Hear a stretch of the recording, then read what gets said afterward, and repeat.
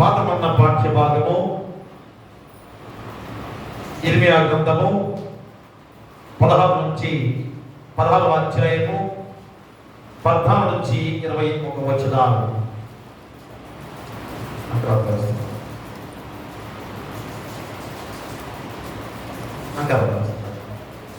ఇర్మియా గ్రంథము 16వ అధ్యాయము 14 నుంచి 21 వచనాలు.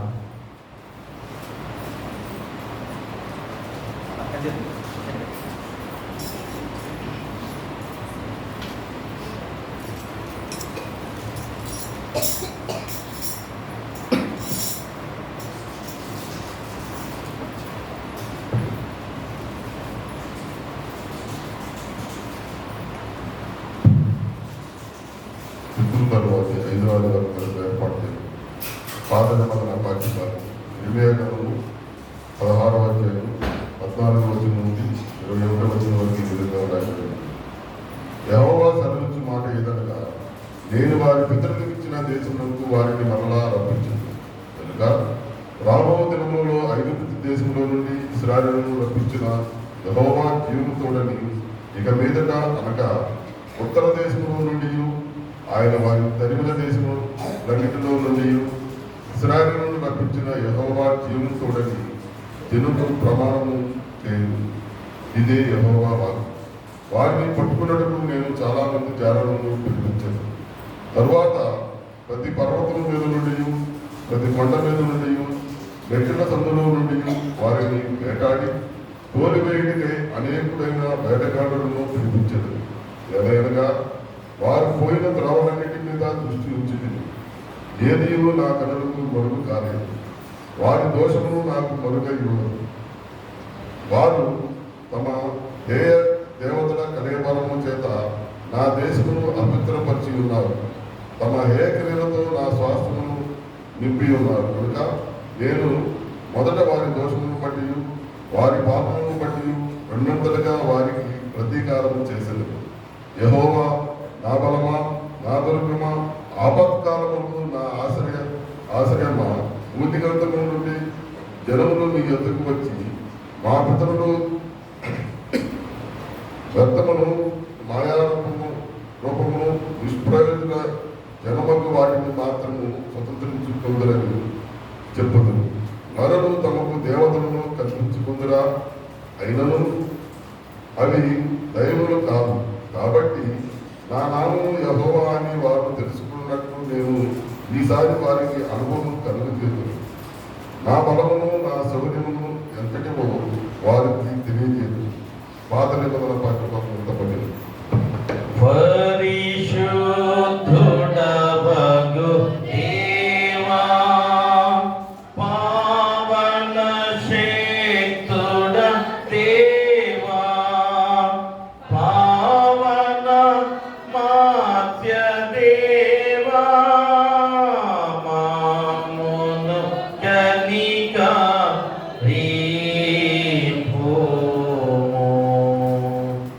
పత్రిక పాఠ్యభాగం నుంచి పరిశుద్ధ పేతురు రాసిన మొదటి పత్రిక 2వ అధ్యాయము 4 నుంచి 10 వచనాలు.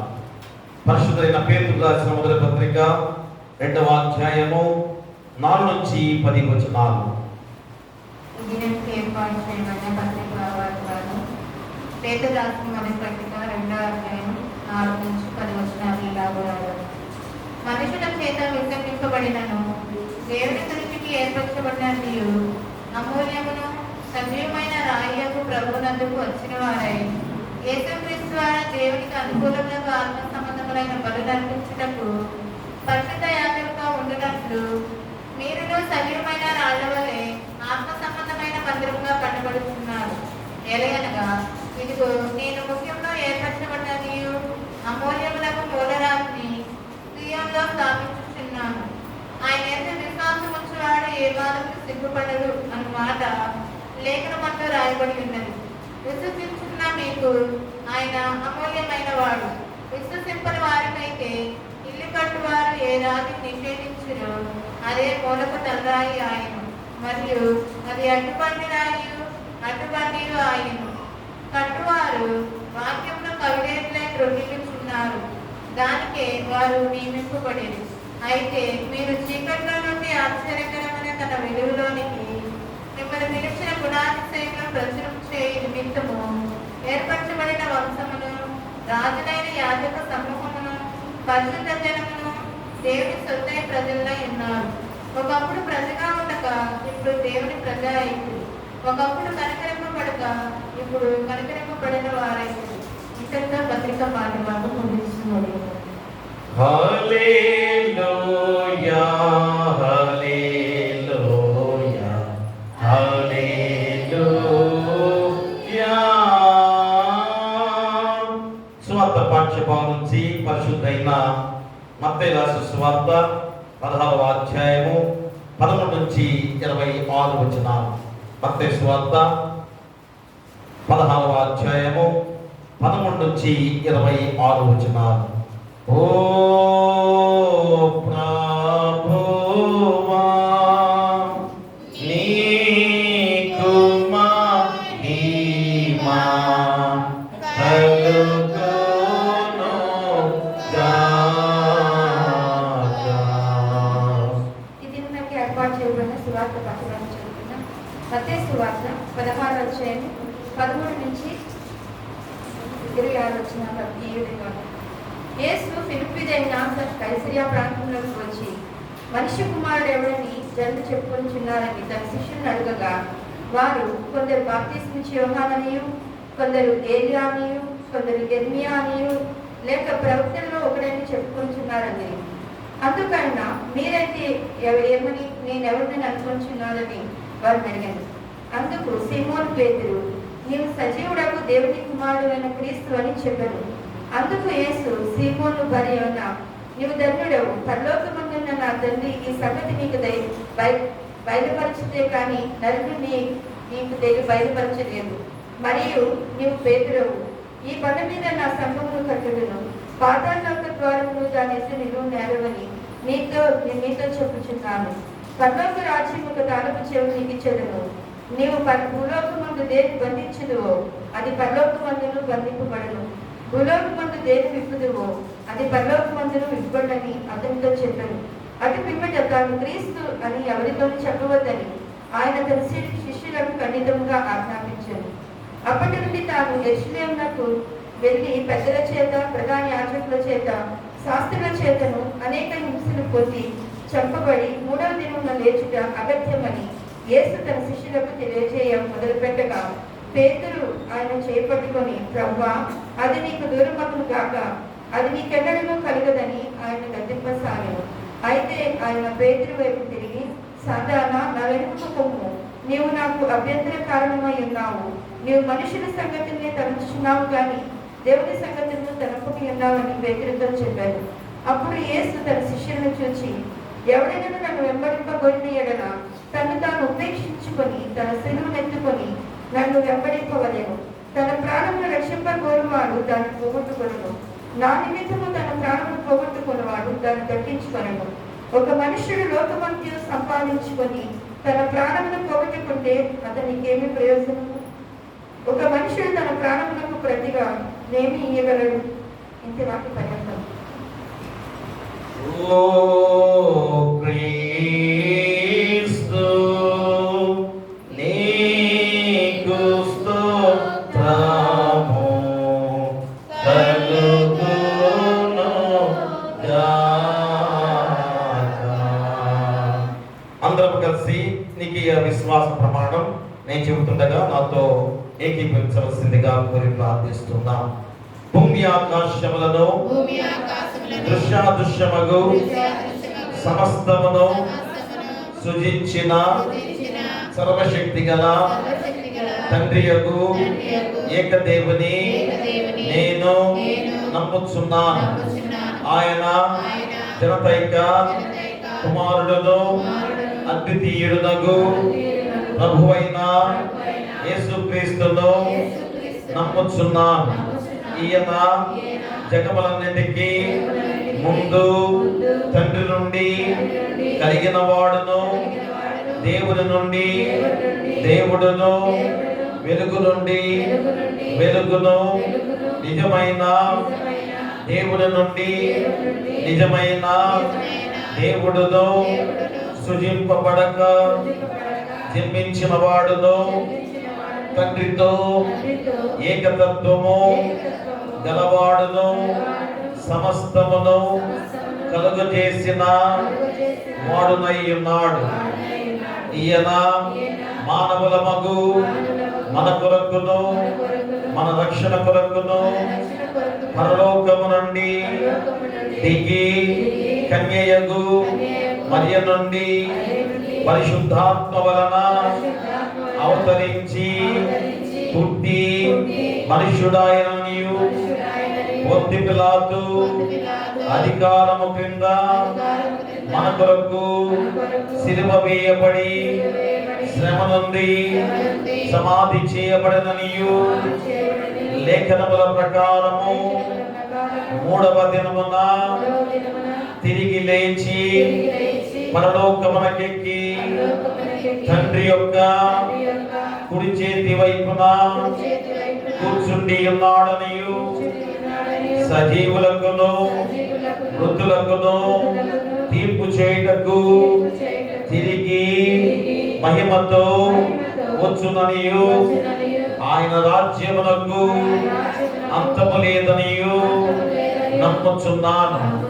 తండ్రి నుండి కుమారుని నుండి బయలువెడలచు తండ్రితోనూ కుమారునితోనూ ఏకముగా ఆరాధింపబడుచు మహిమ పరపబడుచు ప్రవక్తల ద్వారా మాట్లాడిన వాడును జీవమునకు దాతయు ప్రభువునకు పరిశుద్ధాత్మను నమ్ముచున్నాను.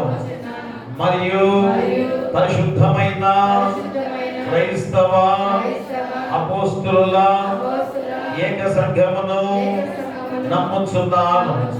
పాప పరిహారమునకైనా ఒకే బాప్తిస్మము ఒప్పుకొనొచ్చు. మృతుల పునరుద్ధానము కొరకును రాబోవు లోక సంబంధమగు బ్రతుకు కొరకును నిరీక్షించుచున్నాను. ఆమేన్. దయచేసి కూర్చోండి. ఆంధ్ర క్రైస్తవ కీర్తనల గురించి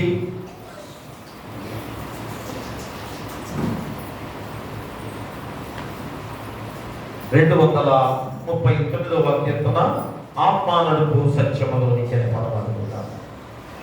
ఆత్మ నడుపు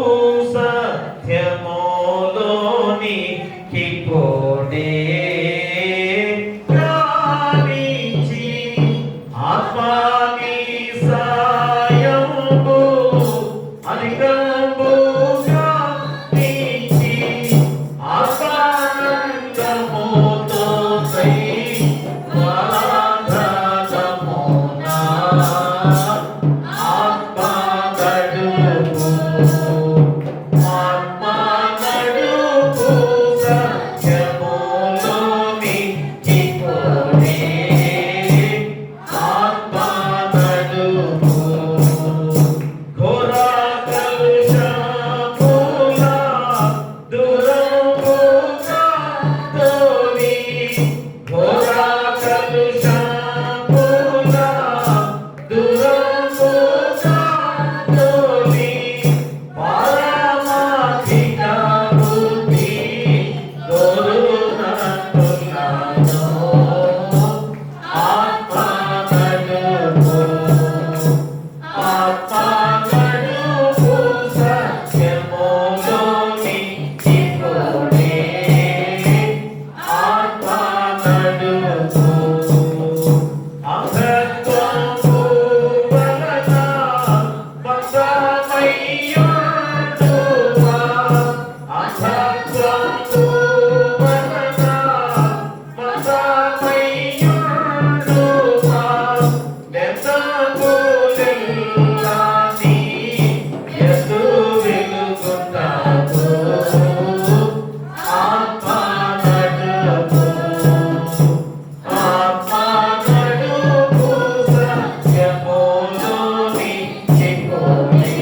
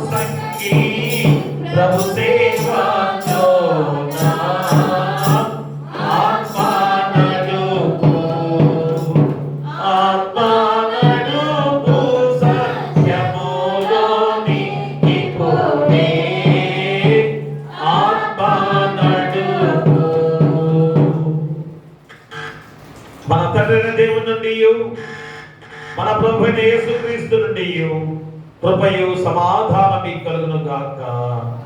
ఆమేన్. దయచేసి కూర్చోండి. ప్రియ దేవుని సంగమా బిడ్డలారా, మరి యొక్క ప్రాముఖ్యమైన సమయంలోకి మనం ప్రవేశించి దేవుని మహాకృప చేత ఈ నెలలో మొదటి ఆదివారంలోకి ప్రవేశించి మరి దేవుని నామాన్ని కనపరుచుకునే గొప్ప విధానము, మరి గడిచిన జూన్ నెలంతా కూడా దేవుని కాపుదలతో నడిపించి మరి జూలై నెలలో ప్రవేశింపచేసిన దేవాది దేవుడు. ఎందుకనగా వ్యవసాయము, బిడ్డల యొక్క చదువులు, మరి ఇతను జీవన విధానము, ఇవన్నీ కూడా ఈ నెలలో మనందరం కూడా ముందుకు సాగకపోయే గొప్ప విధానం కనుక మరి దేవునికి ప్రతి నిత్యం కూడా మొదటి దాసుతో చెల్లించుకుంటూ దేవుని నామాన్ని కనపరుచుకుంటూ దేవుని వేడుకునే గొప్ప సందర్భముగా మరి రోజు ఈ చక్కటి విశ్రాంతి దినం ద్వారా దేవుడు మనల్ని ఎంతగా నడిపిస్తున్న దేవాది దేవుడు. కాబట్టి నిత్యము కూడా మరి దేవుని ఎడల మనం భయభక్తులతో నడవాల్సిన బాధ్యతను మళ్ళా గుర్తు చేస్తూ ఆ దేవుడు మనల్ని ఎంతగా కాచి కాపాడుతూ నడిపిస్తున్నాడో మళ్ళా గుర్తు చేసే గొప్ప సందర్భమే ఈ 3 లేఖన భాగాలు. మరి పాత్రమైన పాఠ్య భాగంలో ఇర్మియా ప్రవక్త ద్వారా ఇశ్రాయేలు జనాంగానికి దేవుడు హెచ్చరిక చేస్తున్నాడు. ఎందుకంటే పాత్రమైన పాఠ్య భాగంలో యెహోవా దేవుని ద్వారా నిత్యము మనకి హెచ్చరికలు మనకి వినపడుతున్న గొప్ప విధానం. ఎందుకంటే ఆ ఇశ్రాయేలు జనాంగానికి దేవుడు హెచ్చరించిన మాటలు పెడచెవిని పెడితే వారు ఎలాంటి భయంకరమైన జీవితాలు అనుభవించారో మరలా మనం గుర్తు చేసే గొప్ప విధానం. కాబట్టి ఈరోజు ఇంతగా రక్షణ భాగ్యాన్ని పొందుకుని కూడా మరి దేవుని మాటను వినకుండా ఉంటే మరి ఇంకనూ మనకు కలగబోయే భయంకరమైన దుస్థితిని తెలియజేసుకునే వాక్య భాగాలు. కాబట్టి ప్రియాదున్నదా ఈరోజు ఇర్మియా ప్రవక్త ద్వారా ఇశ్రాయేలు జనాంగానికి ఏమని హెచ్చరిక చేస్తున్నాడు అనగా, మీరు హేయమైన దోషములతో పాప కార్యములతో దేశమును అపవిత్రపరిచారు. చూడండి ఎంత కఠినమైన మాటలు ఈరోజు మరలా గుర్తు చేస్తున్నాడో మనం గుర్తు చేసుకోవాలి. మరి ఈరోజు కూడా ఈ దేశాన్ని, ఈ లోకాన్ని పాడు చేసే జనులుగా మనం ఉన్నామా అనే దాన్ని ఈరోజు మనం గుర్తు చేస్తూ మరి మన యొక్క పాప జీవితాలు రెండింతలుగా మరి ప్రతీకారం తెచ్చుకునే దేవుడుగా ఉన్నాడని కూడా మనం నిత్యము భయపడే వారిగా జీవించాలి. ఎందుకంటే ఒకసారి హెచ్చరిక చేస్తున్నాడు, రెండోసారి హెచ్చరిక చేస్తున్నాడు, మూడోసారి కూడా హెచ్చరిక చేసే దేవుడు మనకు తోడుగా ఉన్నాడు. మరి ఆ హెచ్చరికలు మనం వినకపోతే ఎంత భయంకరమైన ఉగ్రత మన మీదకి వస్తుందో కూడా ఆలోచన చేసుకోవాల్సిన వాక్య భాగం.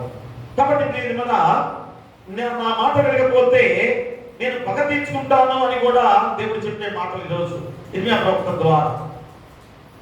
మరి దేవుడు కరుణామయుడు, జాలిపరుడు, దయామూర్తి అయిన దేవాది దేవుడు పగ తీర్చుకుంటాను అనే మాట ఎందుకు వచ్చిందో మన జీవితాలకు మనమే ప్రశ్న వేసుకోవాల్సిన బాధ్యత మనపై ఉంది. కాబట్టి ఈరోజు మరి దేవాది దేవుడు ఏం చెబుతున్నాడు? ముందుగా అయ్యా నేను కాపాడేవాడిని నేనే, మేము రక్షించేవాడిని నేనే, కాబట్టి నా మాటని మీరు అందరూ కూడా దేవుని మార్గంలో నడిచే వారిగా ఉండండి అని ముందుగా చెబుతున్న గొప్ప మాటలే. కాబట్టి మా ప్రతి ఒక్క విషయం కూడా దేవుడు ముందుగా మనకి మేలుకరమైన జీవితాన్ని ఇచ్చాడు, మా సంతోషకరమైన జీవితాన్ని అందించాడు. కానీ మనం దేవుని మాట వినకపోతే ఆ ఉగ్రత వస్తుందని కూడా హెచ్చరిక చేస్తున్నాడు. అలాగే పత్రిక పాఠ్య భాగంలో పరిశుద్ధమైన పేతురు ద్వారా గుర్తు చేసిన మాటలు ఏమిటనగా, మన విశ్వాసులుగా మనం అందరం కూడా సజీవమైన రాళ్ళవలే ఆత్మీయ మందిరముగా కట్టబడుచున్నాము. అందుకని దాన్ని పాడుతున్న పాట ఆత్మ నడుపు సత్యములోనికి పొడి. ప్రియా దేవుడా, అంటే మనము నిత్యం కూడా ఆత్మీయ మందిరంగా కట్టబడాలి, ఆధ్యాత్మికమైన జీవితాన్ని గడిపే వారిగా ఉండాలి అని ఈరోజు పేతురు ద్వారా గుర్తు చేస్తున్నాడు. అందుకనే ఏర్పరచబడిన వంశముగా, రాజులైన యాజక సమూహముగా, పరిశుద్ధ జనముగా, దేవుని సొత్తైన ప్రజలుగా, నిన్ను పవిత్ర దేవుని సమాజముగా మీరందరూ కూడా ఉన్నారు అని లేఖలో, పేతురు రాసిన లేఖలో రాసిన గొప్ప మాటలు. అంటే ఈరోజు మనందరం కూడా ఎలాంటి వారము? మా పరిశుద్ధ జనము. చూడండి, ఆల్రెడీ డిక్లేర్ చేసేసాడు, అయ్యా మీరందరూ కూడా పరిశుద్ధ జనముగా ఉన్నారు, దేవుని సొత్తైన ప్రజలుగా ఉన్నారు. ఉన్నావా? మా దానికి జవాబు ఎవరు చెప్పుకోవాలి? మనకు మనమే చెప్పుకోవాలి. ప్రశ్న వేస్తున్నప్పుడు ఆ ప్రశ్నకి జవాబు చెప్పుకోవాల్సిన బాధ్యత మనపై ఉంది. అందుకని తన లేఖలో గొప్ప సాక్ష్యం ఇస్తూ మనందరం కూడా ఆత్మీయ మందిరముగా సజీవమైన రాళ్ల వలె కట్టబడే వారిగా ఉండాలి. ఏదో ఈ గోడలు నిశ్చయమైన రాళ్ళతో కట్టబడిన గోడలు కానీ మనందరం కూడా సజీవమైన రాళ్ళు ఒకరిగా కట్టబడి ఈరోజు ఇంత మందిరముగా మనందరం కూడా ఈ పరిశుద్ధ దేవాలయంలో జీవిస్తున్న గొప్ప జీవిత విధానం. కాబట్టి పేతురు గొప్ప సాక్ష్యంతో ఈ యొక్క లేఖను రాసిన గొప్ప విధానం. ఇక స్వార్థ పాఠ్య భాగంలో మా పిలుపుదైన కైసర ప్రాంతంలో మరి మనుష్య కుమారుని గురించి జిలనేమి చెప్పుకొనుచున్నారని యేసుక్రీస్తు వారు తన శిష్యులను అడుగుతున్నాడు. చూడండి, ఇన్ని గొప్ప కార్యాలు చేసిన తర్వాత, మరణించిన లాజరును లేపిన తర్వాత, ఇంకా ఎన్నెన్నో స్వస్థతలు చేసిన తర్వాత యేసుక్రీస్తు వారు చివరి సమయంలో, అంటే సిలువకు అప్పగించుకునే సమయంలో పేతురుని ప్రశ్న వేస్తున్నాడు, శిష్యులని అడుగుతున్నాడు. ఏమని అడుగుతున్నాడు? అయ్యా, ఇక్కడ ఆ మనుష్య కుమారుని గురించి జిల్లేం చెప్పుకుంటున్నారు. ప్రభు తన శిష్యులను అడుగుతున్న ఈ మాటలో ఆ జవాబును విన్న యేసు తిరిగి వారిని మీరేమనుకుంటున్నారు?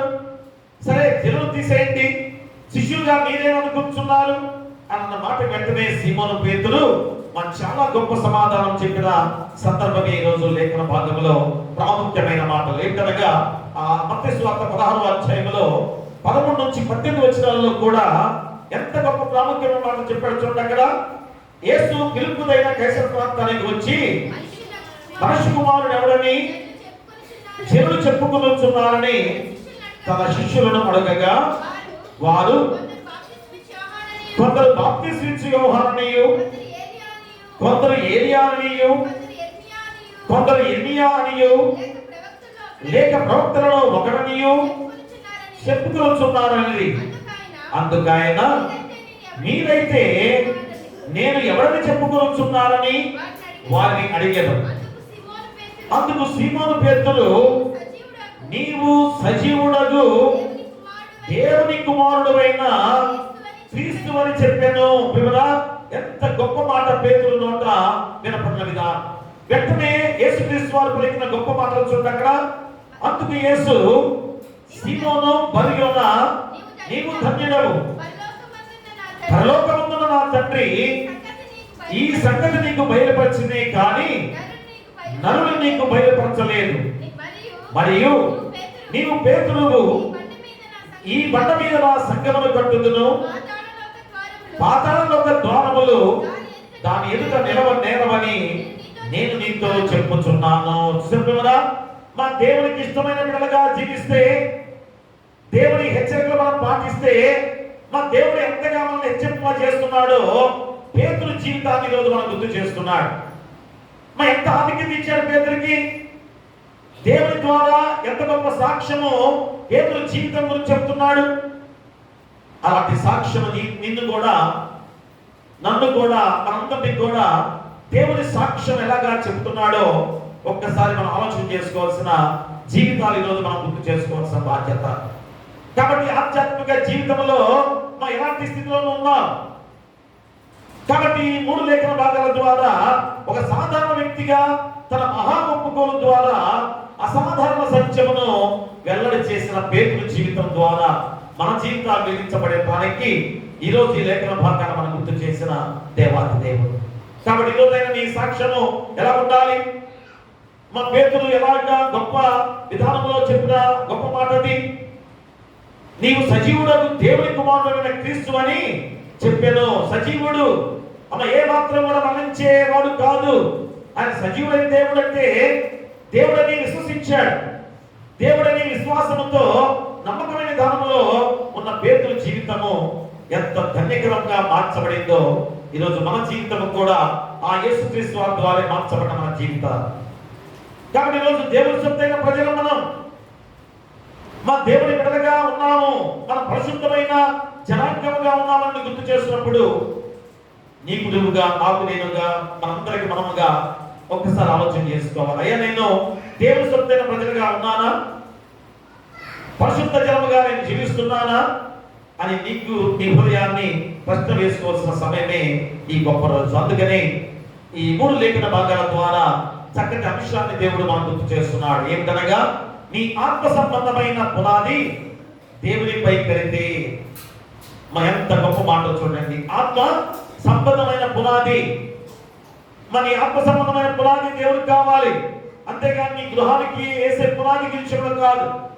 నీ ఆత్మ సంబంధమైన పునాది దేవునిపై కడితే దాన్ని ఇంకా మనమే దానికి జవాబు చెప్పుకోవాలి. అంటే కడితే ఎంత ధన్యత, ఎంత ధన్యుడుగా పేతురు వలె నీ జీవితం ఉంటుందో చెప్పే గొప్ప సందర్భం. అందుకని చూడము, వాక్యంగా పేతురు రాసిన మొదటి పత్రికని, ఆ మొదటి పత్రిక 2వ అధ్యాయంలో 5వ వచనాన్ని మనం చదువుకుందాం. ఆ యేసుక్రీస్తు ద్వారా దేవునికి అనుకూలములకు ఆత్మ సంబంధమైన బలులను అర్పించుటకు పరిశుద్ధ యాజకులుగా ఉండునట్లు మీరును సజీవమైన రాళ్ళవలే నుండి ఆత్మ సంబంధమైన మందిరముగా కట్టబడుచున్నారు. వివరా, ఈరోజు ఈ దేవాలయం రాళ్ళతో కట్టిన దేవాలయం పరిశుద్ధమైంది. ఎలాగ పరిశుద్ధమైంది? మళ్ళా గుర్తు చేసుకోండి. ఎందుకంటే మన హృదయాలు పరిశుద్ధంగా లేకుండా దేవాలయం పరిశుద్ధత అనే మాటలు మనం అనుకుంటున్నాం కదా. అందుకనే దేవాలయానికి వచ్చినప్పుడు పరిశుద్ధంగా ఉన్నట్టు నటిస్తామేమో, మనకు మనంగా పరిశీలన చేసుకోవాలి. ఏదో నిన్ను నిర్మించడం కాదు కానీ, నిన్ను ప్రశ్న వేయడం కాదు కానీ, దేవాలయము దేనికి పరిశుద్ధత? ఈ దేవాలయం దేనికి పవిత్రత? మన యొక్క జీవితాలే పరిశుద్ధమైన విధానాలుగా దేవుడు గుర్తు చేస్తున్నాడు. కాబట్టి నిజమైన రాళ్ళలో, ఈ రాళ్ళ ద్వారా పరిశుద్ధమైన దేవాలయము అనుకునే దేనికి? నీవు నేను మనందరం కూడా పరిశుద్ధమైన వారిగా, ఒక రాయిగా అంటే నీవుగా కట్టబడే దేవాలయముగా ఉన్న గొప్ప దేవాలయం ఈ దేవాలయం. కాబట్టి ప్రియ దేవుడారా, ఈరోజు నీ ఆత్మ సంబంధమైన పునాది దేవునిపై కడితే ఎంత గొప్ప ధన్యత నీకు ఉండబోతుందో నీకు గుర్తు చేస్తున్నాడు. అందుకనే ఈరోజు లోక జీవిత విధానంలో మనము ఏ కట్టడమైనా కానీ పునాది లేకుండా కట్టం కదా. ఒకప్పుడైతే ఆ పునాది తీసి పెద్ద పెద్ద బండరాళ్ళు కూడా పునాదిలో వేస్తారు. టెక్నాలజీ పెరిగిపోయి మా టెక్నిక్స్ గా చాలా చక్కగా ఇంకనూ దృఢమైన వాటిని కూడా కట్టడానికి సిద్ధపడతారు కదా. ఏదో ఇనుము లోపలికి దించేసి ఆ ఇనుముతో కట్టబడే విధంగా మన యొక్క ఇల్లు పునాది వేసుకుంటూ ఉన్న సమయం. మరి పునాది బట్టి ఆ పునాది ఎలాగ నువ్వు వేస్తావో కదా. ఇనుము మంచి లావైనవి వేస్తేనేమో చాలా స్టాండర్డ్ గా ఉంటుంది ఇల్లు అని అనుకుంటూ ఉంటారు కదా.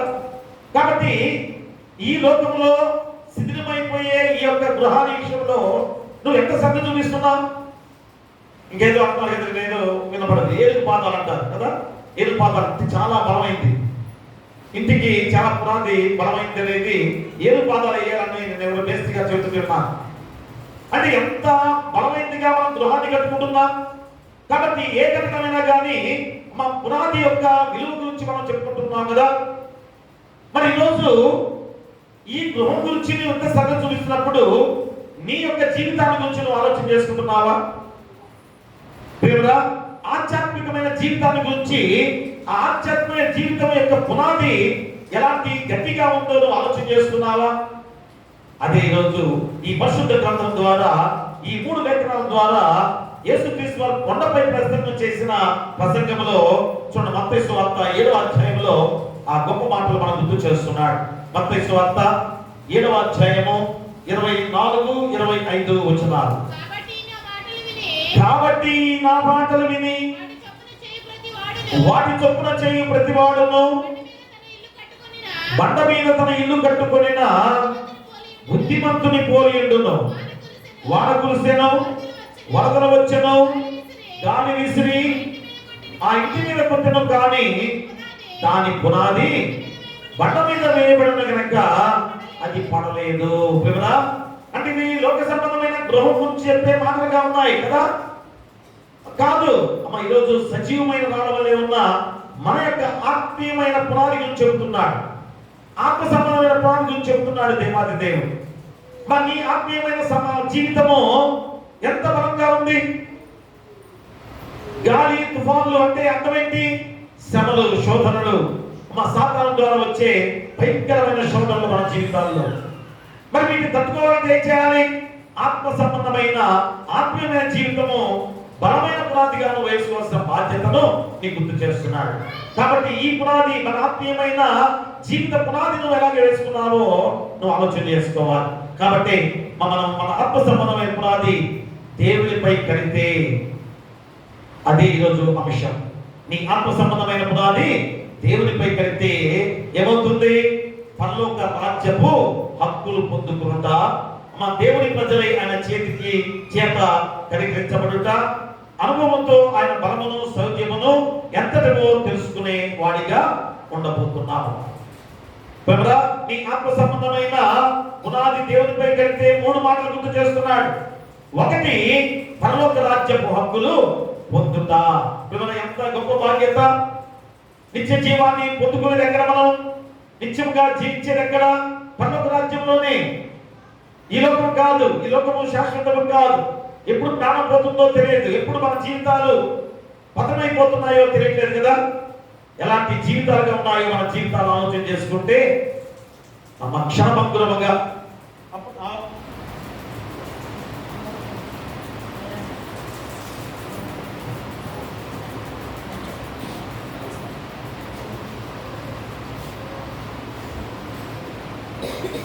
ఆవిరి వంటి జీవితాలుగా మన జీవితాలు ఎలాంటి జీవితాలుగా ఉన్నాయో ఆలోచన చేసుకోవాలి. అందుకని మా పరలోక రాజ్యపు హక్కును పొందుకుంటే నిత్య జీవపు శక్తి రోజు మనం పొందుకోగలమని గుర్తు చేస్తున్న మాటలే.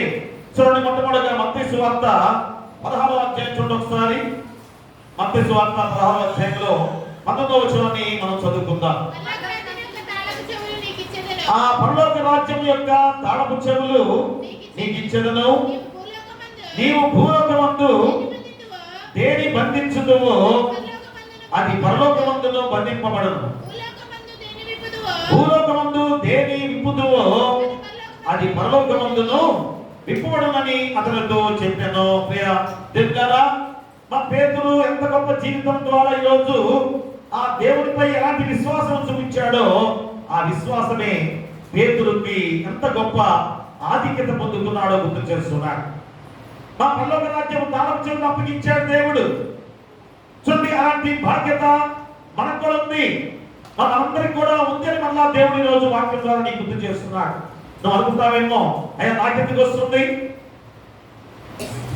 నేను పేతురు లాంటి వాడినేనా, పేతురు లాంటి విశ్వాసపరునేనా, పేతురు లాంటి భక్తి పరుడనేమో అనుకుంటున్నావా? మనమందరం కూడా దేవుని సొత్తైన ప్రజలుగా ఉన్నాం. మా పరిశుద్ధ జన్మగా మనందరం కూడా దేవుడు మార్చిన శక్తివంతమైన జీవితంతో మనందరం ఉన్నాం. కాబట్టి ఈరోజు మనకు కూడా ఆధిక్యత ఉంది. అందుకని రోజు మా యేసుక్రీస్తు వారు క్రైస్తవ ప్రాంతంలో శిష్యులతో ఒక ప్రశ్న వేస్తూ ఉన్నాడు. నా గురించి జనులు ఏమైనా చెప్పుకుంటున్నారు? చూడండి, ఎంత గొప్ప ప్రశ్న యేసుక్రీస్తు వారు శిష్యులతో వేసిన ప్రశ్న. మా గురించి ఏమనుకుంటున్నారు? ప్రేమరా, ఎందుకంటే ఈ ప్రాంతం అంతా అనేకమైన విశ్వాసాలతో ఉండే స్థితి, అనేకమైన విశ్వాసాలు. చూడండి, ఈరోజు మనం కూడా చాలా మంది హైందవులు, హిందువులు అడుగుతుంటారు, అయ్యా మీదే సంఘం, నూతన సంఘం, వారిదేంటి ఆర్సీఎం సంఘం, ఇంకోటి ఇంకో సంఘం, ఇంకోటి ఏంటి, మరి ఎవరు కూడా వేరే వేరే దేవుడు పూజిస్తారా? చాలా మంది ప్రశ్నలు వేశారు నన్ను. అయ్యా ఏమి కాదు, నూతన సంఘాన్ని ఏం పేరు పెట్టుకోలేదు, కానీ మా లూథర్ గారు తెచ్చిన సంస్కరణ ద్వారా ఆ లూథర్ సంఘం అనే పేరు వచ్చిందంతే గాని ఒక సంఘముగా ఏర్పాటు చేసింది కాదు. ఎన్నో సంవత్సరాల క్రితముగా ఈ రీతిగా దేవుని యొక్క ప్రజలుగా మార్చబడిన గొప్ప సంఘం అనేది గర్వంగా చెప్పుకునే మనందరం కూడా ఏమీ తెలియని సమయంలో దేవుని వాక్యాన్ని అందించిన సంఘం. మీరు అనుకుంటారేమో ఇప్పుడు వచ్చిన విధానాల్లో వారి ద్వారా ఈ యొక్క సంఘాలు బలపడ్డాయని మీరు అనుకుంటున్నారేమో. ప్రేమరా, ఇన్ని సంవత్సరాల క్రితముగా ఎంత భయంకరమైన స్థితిలో మనం ఉండేవారు కదా. ఏది ఏమంటుందని పూజలు చేస్తారు, చేతబడి చేస్తారు, చూసారా? మా భయంకరమైన చేతబడితో ఉన్న స్థితి. గుంటూరు పట్టణంలో ఆ మంగా థియేటర్ ఉండేదంట, అక్కడ చేతబడి చేసేవారంట. అప్పుడు ఆ హైదరాబాద్ గారు వచ్చినప్పుడు భయంకరమైన చేతపనులు చేసేవాడంట ఆ ప్రాంతంలో. అది చూసి చెలించిపోయాడు. ఏంటి ఇక్కడ ఇంత భయంకరంగా మనుషుల్ని చంపే స్థితిలో ఉన్నారు వీళ్ళు మానసికంగాని. మా జయర్ గారు ఎంత ప్రార్థన చేసుకున్నాడో, కన్నీటి ప్రార్థన చేసుకొని ఎంత గొప్ప దేవాలయం మన యొక్క గుంటూరు ప్రాంతంలో కట్టించాడంటే ఎంత గర్వకారణం. మా తల్లి సంఘము మనందరం కూడా దేవునికి సొంతైన ప్రజలుగా ఉన్నామంటారు. నిదర్శనం ఇదే. మొట్టమొదటి క్రైస్తవులుగా మనమే. అది వీడిపోయి మనందరం కూడా ఎలాంటి విశ్వాసాలు చూపిస్తున్నాం? ఆ రోజు కూడా అదే పరిస్థితి. ఇక్కడ మత్తయి సువార్తీయుల ద్వారా యేసుక్రీస్తు శిష్యులు ఎందుకు అడిగాడు? మా ప్రాంతంలో కూడా క్రైస్తవ ప్రాంతంలో ఎలాంటి వారుగా అనేకమైన విశ్వాసాలతో ఉండేవారు. అందుకనే శిష్యులు ఎలాంటి విశ్వాసంతో ఉన్నారో పరిశీలించాడు యేసుక్రీస్తు వారు. ఈరోజు నీ హృదయాన్ని కూడా పరిశీలిస్తున్నాడు. అయ్యా, నేను కూడా యేసుక్రీస్తు వారినే కదా కొలిచేది అనుకుంటున్నావు కదా? అనుకుంటున్నావా? మనుషుల్ని ఆరాధిస్తున్నావేమో మళ్ళా చెబుతున్నారు. మా మనుషులను ఆరాధిస్తున్నాం. ఖచ్చితంగా నేను చెబుతున్నాను, మనుషులను ఆరాధించవద్దని మళ్ళా పదే చెబుతున్నా. మొదటి క్రైస్తవులుగా, పుట్టుక క్రైస్తవులుగా మీరుండి కూడా మనం ఈరోజు ఎలాంటి పరిస్థితుల్లో ఉన్నామో ఆలోచన చేసుకోవాల్సిన బాధ్యత సంఘంపై ఉంది, మనపై ఉంది. కాబట్టి పేతులు, నువ్వు సజీవుడకు దేవుని కుమారుడైన క్రీస్తు అని చెప్పాను. చూసారా అమ్మ, అందరూ కూడా ఏమని చెప్పారు? వారందరూ కూడా చూడండి, అక్కడ కొందరు బాప్తిస్మం ఇచ్చి యోహాను అనియు, కొందరు ఏలియా అనియు, కొందరు ఇర్మియా అనియు, లేక ప్రవక్తలలో ఒకడైన చెప్పుకొనుచున్నారని. చూసారా అమ్మ, ఎంతమంది ఎలాంటి విశ్వాసాలు ఉన్నాయి? మెస్సియా వస్తున్నాడని పాతమన లేఖన భాగాలు ఎలాగ చెబుతున్నాయి? మరి మెస్సియా రానే వచ్చాడు, గొప్ప కార్యాలు చేస్తూనే ఉన్నాడు. కానీ గుర్తిరగలేని ప్రజలుగా జీవిస్తున్నాం. ఈ రోజు కూడా అదే స్థితి ఉందా? ఆ రోజు ఎలా ఉందో ఈ రోజు కూడా అదే స్థితిలో మనం జీవిస్తున్నామా? అందుకని ఈ రోజు పేతురు ఎంత గొప్ప విశ్వాసాన్ని ప్రకటించాడో యేసుక్రీస్తు వారు ప్రశ్న వేస్తున్నాడు పేతురుని. అందుకైనా మీరైతే నేను ఎవరని చెప్పుకొనుచున్నారని వారిని అడిగాను. అందుకు సీమోను పేతురు, నీవు సజీవుడకు దేవుని కుమారుడైన క్రీస్తు అని చెప్పాను. ఈరోజు ఆ విశ్వాసం నీలో ఉందా? ప్రియ దేవుని బిడ్డలారా, అంతటి విశ్వాసాన్ని కనబరుస్తున్నావా? లేక ఎవరెవరో పాస్టర్ గారి పేరు చెప్పి, ఆ పాస్టర్ గారి పేరు నేను రక్షణ పొందుకున్నాను, ఆ పాస్టర్ గారి పేరు నేను స్వస్థ పొందుకున్నాను, ఆ పాస్టర్ గారు నా కుటుంబానికి నేను చేశాడని నువ్వు అనుకుంటున్నావా? ప్రియ విశ్వాసి, ఒక్కసారి ఆలోచన చేసుకోండి. మనుషుల్ని ఆశ్రయిస్తే ఏ మాత్రం కూడా ప్రయోజనం లేదు, లేదని ఖచ్చితంగా చెబుతున్న మాటలు. ఎందుకంటే ఇంత పరిశుద్ధమైన సంఘముగా కట్టబడిన తర్వాత, ఇంత పవిత్రమైన విధానంలో సంఘం సాగుతున్న తర్వాత చల్లాచెదురుగా ఎందుకు కావాలి? మా అటు ఇటు విశ్వాసాలు ఎందుకు చూపించాలి? ఎవరిపై విశ్వాసం చూపిస్తున్నావు? నువ్వు దేవునిపై విశ్వాసం చూస్తే నీ తల్లి సంఘానికి కట్టుబడి ఉండేవాడివే కదా. మరి ఎవరిపై విశ్వాసం చూపిస్తున్నావో ఖచ్చితంగా ఇదేదో విమర్శించడం అనుకోవద్దు. దయచేసి ఎవరి గురించి నేను విమర్శిస్తున్నాను మీరు అనుకోవద్దు. అమ్మ, దేవుని వాక్యం ఇది. వాక్యం ఉన్నట్లుగా చెప్పకపోతే పాస్టర్ గారుగా మాకు ప్రయోజనం లేని విధానం. కాబట్టి మీరు ఎవరి గురించి నేను చెప్తాను మీరు ఆలోచన చేయవద్దు. ఈ రోజు నూతన సంఘాల్లో ప్రతి ఒక్కరు ఈ వాక్యం చెప్పాల్సింది ఎక్కడైనా కాదు. కాబట్టి మా ఇంత గొప్ప సంఘంగా మీరుండి కూడా ఎందుకు ఈ రోజు అలాంటి బలహీనమైన విధానంలో అవిశ్వాసంతో ఉన్నారో మీకు మీరుగా ప్రశ్న వేసుకోవాల్సిన సమయం. అది యోహాను సువార్త 1వ అధ్యాయం చూడండి. యోహాను సువార్త 1వ అధ్యాయము 49వ వచనం. 49. నతనయేలు, బోధకుడా, నీవు దేవుని కుమారుడవు, ఇశ్రాయేలు రాజువు అని ఆయనకు ఉత్తరం ఇచ్చాను. చూసారా ప్రేమరా, ఎంతమంది గొప్ప గొప్ప ఆ విధానంలో వారు దేవుని గురించి చెబుతున్న విధానము. ఇందులో 4వ అధ్యాయం చూడండి. యోహాను సువార్త 4వ అధ్యాయం 42వ వచనం. మా మటుకు మేము విని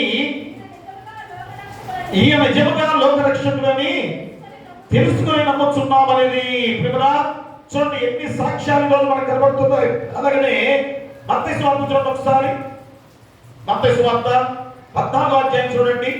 మత్తయి సువార్త 14వ అధ్యాయం 33వ వచనం. అంతటా దొరలో ఉన్న వారు వచ్చి నీవు నిజముగా దేవుని కుమారుడు అని చెప్పి ఆయనకు మొక్కిరి. అది యోహాను సువార్త 6వ అధ్యాయంలో కూడా చూడండి ఒకసారి. యోహాను సువార్త 6వ అధ్యాయము 68, 69 వచనాలు చదవండి. 68, 69 వచనాలు. సీమోను పేతురు, ప్రభువా ఎవరి యొద్దకు వెళుదుము? నీవే నిత్య జీవపు మాటలు గలవాడవు, నీవే దేవుని పరిశుద్ధుడు అని మేము విశ్వసించి ఎరిగి ఉన్నామని ఆయనతో చెప్పాను. ప్రియా దేవుళ్ళారా, ఇంత గొప్ప సాక్ష్యాలు, ఎన్ని సాక్ష్యాలు! ఇంకా ప్రతి ఒక్క అధ్యాయంలో కూడా మనకి ఈ గొప్ప మాటలు ఎంతమంది గొప్పవారి ద్వారా గుర్తు చేసుకున్న గొప్ప విధానం. ఎందుకంటే గొప్పవాళ్ళు మా దేవులో గొప్పవాళ్ళు చెప్తున్నాం. వీళ్ళందరినీ కూడా వీరు చేపలు పట్టేవారు, మా చేపలు వలలు వేసేవారు, మా వేటాడేవారు. మీరేమో గొప్ప వ్యక్తులు అంటే ఏదో గొప్ప ధనవంతులు, గొప్ప గొప్ప ఐశ్వర్యవంతులు కాదు, దేవునిలో గొప్పవారు. అంటే దేవుని యందు విశ్వాసం చూపిస్తూ ఎంత గొప్ప సాక్ష్యంతో ఉన్నా వీరి గురించి మనం చెప్పుకోవాల్సిన బాధ్యత మనపై ఉంది. అందుకనే ఇంతమంది సాక్ష్యం చెప్పిన పేతురు సాక్ష్యం ఎందుకు ఇంత ప్రాముఖ్యత? వీరందరూ కూడా ఏదో అద్భుతాలు జరిగిన తర్వాత దేవుడని గొప్పగా చెప్పారు. అద్భుతాలు చూసిన తర్వాత నిజమైన దేవుడు ఇతరే అని చెప్పేసి గొప్పగా చెప్పుకున్నారు. కానీ పేతురు ఎంత గొప్ప సాక్ష్యం ఎందుకనగా మనందరూ కూడా భావోద్వేగంతో చెప్పిన వారు. కానీ ఇక్కడ పేతురు అన్యజనుల మధ్య బలమైన విశ్వాసాన్ని ప్రకటించాడు. కైసర ప్రాంతంలో అన్యజనుల మధ్య గొప్ప విశ్వాసాన్ని ప్రకటించాడు. నువ్వు ప్రకటిస్తావా? అన్యజనుల దగ్గర వెళ్ళిన తర్వాత క్రైస్తవులు చెప్పుకోవడానికి కూడా నువ్వు భయపడతావు కదా. కొంతమంది గుర్తు కూడా పెట్టుకుంటారు, స్త్రీలు అయితే. కొంతమంది పురుషులు అయితే చేతికి ఆ రంగు దారాలు కట్టుకొని నేను కూడా హిందువుని అన్నట్టు కూడా నేను ఫలానా వాడి అని చెప్పుకునే వారు కూడా కొంతమంది ఉన్నారు. చూసారా? అంటే నిజమైన దేవుని విషయంలో నువ్వు ఎలాంటి వాడిగా ఉన్నావు ఒకసారి ఆలోచన చేసావా? ఇప్పటిదాకా మనం చెప్పుకున్న వాళ్ళందరూ కూడా ఒక అద్భుతాలు చూసి ఈయన నిజమైన దేవుడు అని చెప్పేసి అన్నారు. కానీ పేతురు అన్యజనుల మధ్య ఇంత గొప్ప సాక్ష్యంతో చెప్పిన ఆ గొప్ప మాటలే ఈరోజు ఆ పేతురుని ఇంత గొప్ప స్థితిలో దేవుడు ఏర్పాటు చేసుకునేదా. కాబట్టి నువ్వు కూడా క్రైస్తవుడిగా దేవునిపై అలాంటి విశ్వాసాన్ని పాటించాలి. కాబట్టి క్రైస్తవ ప్రాంతంలో అనేక విభిన్న ఆలయాలు, ముఖ్యంగా బయలుదేవతాలయాలు 14 ఉన్నాయి. అక్కడ చూడండి, క్రైస్తవ ప్రాంతంలో బయలుదేవతను ఆరాధించే ఆలయాలు 14 ఆలయాలు. ఎంత చక్కటి ఆలయాలు అనగా చేతులతో చెక్కిన శిల్పాలతో కూడిన ఆలయాలు ఇవన్నీ కూడా. అంత భయంకరంగా వారు అన్యాచారంతో ఉన్నవారు. ఇంకా ఇక్కడ క్రైస్తవ చక్రవర్తికి మహాహేరోదుకు పాలరాతి ఆలయాలు కట్టించారు. చూడండి, క్రైస్తవ చక్రవర్తికి కూడా ఒక ఆలయం కట్టించారు, మహాహేరోదుకు కూడా ఒక ఆలయం కట్టించారు, పాలరాతితో కట్టించారు వారు. చూడండి, అక్కడ పాలరాతితో కట్టించిన ఆలయాలు మైతులు, గ్రీకులు తమ దేవుని ఆలయాలు ఇన్ని ఆలయాలతో నిండి ఉండగా చూసారా ఎన్ని ఆలయాలు నిండి ఉన్నాయో.